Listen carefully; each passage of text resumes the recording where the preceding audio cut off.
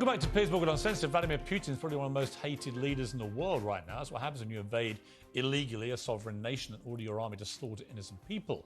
But as well as opposing the West's financial and military backing for Ukraine, a substantial movement of digital influencers hold Putin in bizarrely high regard, praising him as a peace-loving leader who stands up for his country. Jackson Hinkle, a conservative commentator and YouTuber with 260,000 subscribers, is a prominent voice in this pro-Putin community. He recently tweeted, "Putin has God on his side in his quest to defeat NATO Satanists."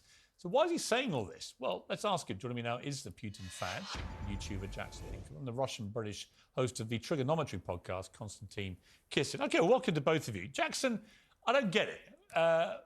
Vladimir Putin invaded illegally a democratic sovereign country, has wreaked total mayhem. He's killed innocent women, children. He's bombed maternity hospitals.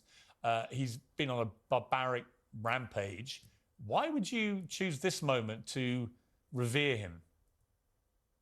I would choose this moment because most of what is said about Vladimir Putin in the mainstream press by talking heads like yourself is just factually not true, just like everything that people like you said about COVID.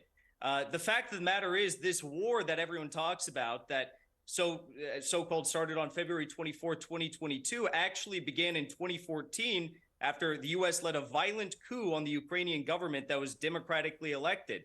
When people, specifically ethnic Russians in the Donbass, decided that they didn't want a U.S.-installed puppet government filled with Nazis, they vocalized their opinions. And for that, they were met with violence and aggression by the Ukrainian government, who slaughtered them for 8 years. 15,000 people died in this fighting while Putin tried to achieve peace through the Minsk Accords and the Minsk II Accords, all of which ended up being rejected by the Ukrainian government at the behest of Germany and the United States.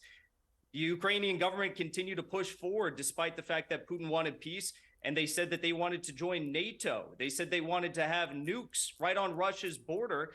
And because of that, Putin stepped in and said, hey, look, we're going to stop the bloodshed. We're going to stop the NATO escalation. We're going to stop the risk of potentially this unfolding into a full-fledged nuclear war. And we're going to do what needs to be done. We're going to liberate the ethnic Russians in Ukraine. We're going to de-NATO-fy Ukraine, and we're going to denazify Ukraine. All right, I've given you